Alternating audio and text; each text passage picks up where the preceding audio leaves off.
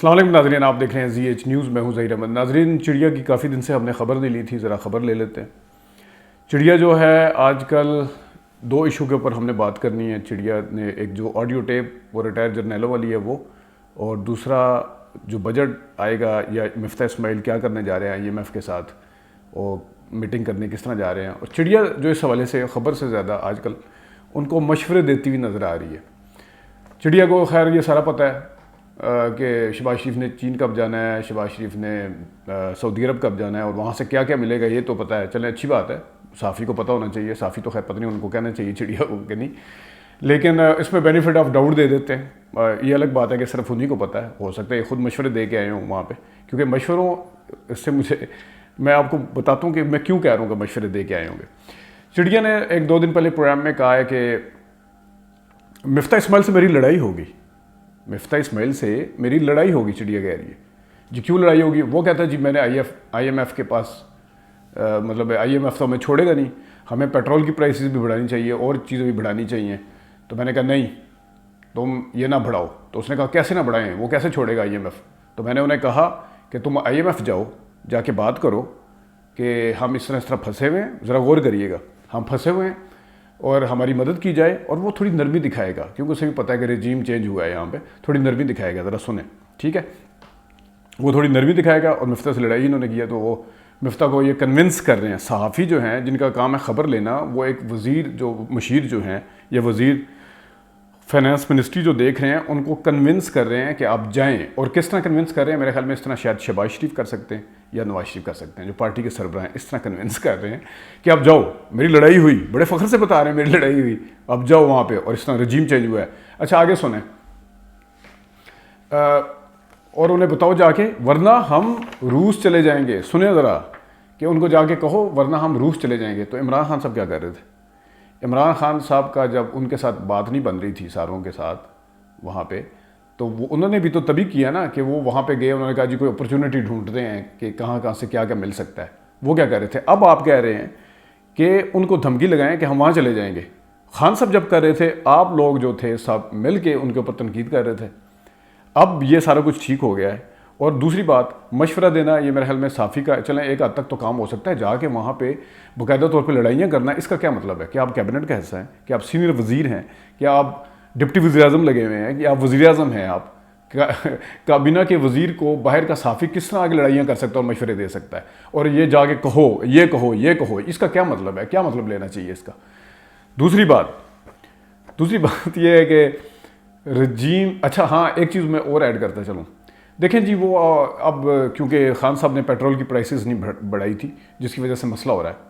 Petrol کی prices انہوں نے سب سے کم رکھی ہوئی تھی یہاں پہ، حالانکہ پوری دنیا میں چینج، یہ چڑیا کہہ رہی ہے، میں نہیں کہہ رہا، چڑیا کہہ رہی ہے پیٹرول کی پرائسز کم رکھی ہوئی تھی تو ان کو بڑھانی چاہیے تھی پہلے۔ اب اس حکومت کو مسئلہ آ رہا ہے کیونکہ ان کو اب بڑھانی پڑے گی، ان کو تو اب پتہ نہیں کتنی سبسڈی جو ہے وہ واپس لیں تو کتنے پر لیٹر بڑھانا پڑے گا اگر IMF سے بات نہ بڑھنی، تو اسی وجہ سے مفتاح اسماعیل سے ان کی لڑائی بھی ہوئی۔ تو کل کلاں تو آپ یہ کہہ رہے تھے کہ عمران خان صاحب نے مہنگائی کر دی ہے، انہوں نے پیٹرول کی پرائسز کیوں بڑھا رہی ہے؟ وہ تو کہتے تھے کہ انٹرنیشنل مارکیٹ میں منڈیوں میں پرائس بڑھی ہے تو ہم نے بڑھائی ہے، تو اس وقت آپ کیا کہہ رہے تھے؟ اس وقت آپ تنقید کر رہے تھے۔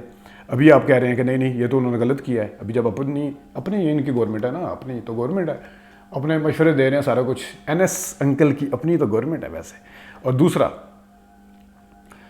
کل تک ایک کٹ پتلی وزیر اعظم بیٹھا ہوا تھا یہاں پہ، اور یہ اسٹیبلش کرتے کرتے ان کو پتہ نہیں کتنا عرصہ لگا، روز آ کے اسٹیبلش کرتے تھے ٹی وی کے اوپر کہ یہ کٹ پتلی ہے، یہ تو بس ان کے نیچے لگا ہوا ہے اور ان کے یہ کر رہا ہے، ان کو وہ کر رہا ہے۔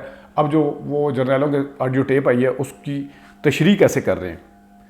چڑیا اس کی تشریح کیسے کر رہی ہے؟ چڑیا کہہ رہی ہے دیکھیں جی وہ ٹیپ میں انہوں نے بتایا کہ ہم نے عمران خان کو بہت لے کے چلے ساتھ، ہم اس طرح ہم عمران خان صاحب کو بہت لے کے چلے ساتھ لے کے چلے، تو انہوں نے کہا جی ہم تو ان کو سمجھاتے رہے، یہ انہوں نے ہماری بات نہ مانی۔ سنیے گا، کٹ پتلی وزیر اعظم نے بات نہیں مانی، انہوں نے ہماری بات نہیں مانی۔ پھر انہوں نے کہا کہ آپ جو کچھ کر رہے ہیں عثمان بزدار کو آپ کو ہٹا دینا چاہیے۔ پھر انہوں نے علیم خان کا نام دیا تو علیم خان کے اوپر خان صاحب نے مقدمے بنا دیے، خان صاحب نے، یہ چڑیا کہہ رہی ہے، علیم خان صاحب کے اوپر مقدمے بنا دیے۔ اور پھر انہوں نے کہا جی کانسیکوینسز بہت ہوں گے کیونکہ دیکھیں جی معیشت جو ہے وہ خراب ہو رہی ہے، جنرل فیض والا معاملہ ہے، اور بھی انہوں نے بتایا کہ وہ معاملے ہیں، دوسرے ملکوں سے فارن ریلیشن خراب ہو رہا ہے، تو یہ ہے وہ ہے۔ اب آپ کہہ رہے ہیں کہ ان کے ساتھ معاملات اس لیے بگڑے کہ ان کی مانتے نہیں تھے، تو پچھلے 2.5 سال سے جو آپ لگے ہوئے تھے کہنے کہ یہ کٹ پتلی ہے، یہ تو کچھ سوچتا نہیں ہے، یہ تو اپنی کرتا ہے، یہ تو سارا پھر تو لمس کا وہ آرمی چیف کا بیان ٹھیک ہے کہ آپ عمران خان کو جانتے نہیں ہیں کہ وہ کس قسم کا ہے۔ اب آپ یہ کہہ رہے ہیں کہ اچھا ابھی آپ کہتے ہیں کہ ان کا کام ہے معیشت کو دیکھنا، ان کا کام ہے ملک کے اندر کیا کیا ہو رہا ہے اس کو دیکھنا، تو جس طرح نواز شریف صاحب ہوتے تھے اس ٹائم یہ مداخلت شمار ہوتی تھی، اس ٹائم عوامی مینڈیٹ کے اوپر ایک مداخلت انٹرفیرنس سمجھا جاتا تھا اس کو آپ کے نزدیک۔ ابھی آپ کہہ رہے ہیں کہ نہیں نہیں نہیں نہیں، یہ دیکھیں نا ان کو گالی پڑوا دی، کسی بھی ادارے کے حوالے سے چلیں انہوں نے کوئی 1-2 باتیں کی ہیں لیکن کسی شخصیت کا تو نام نہیں لیا، جس طرح گجرانوالے میں نواز شریف صاحب نے لیا تھا، تو گالیاں تو پھر نواز شریف صاحب نے پڑھوانے کی کوشش کی تھی، خود نکالی تھی، بلکہ ایک قسم کی خود تنقید کی تھی، انہوں نے تو نہیں کی۔ تو ابھی آپ اس ٹائم وہ انقلاب تھا، اس ٹائم جب نواز شریف صاحب سارا کچھ یہ کہہ رہے تھے انقلاب تھا، اب کہہ رہے ہیں نہیں نہیں گالی پڑوا دی اور وہ پھر نیوٹرل ہو گئے، یوں کر کے نیوٹرل ہو گئے۔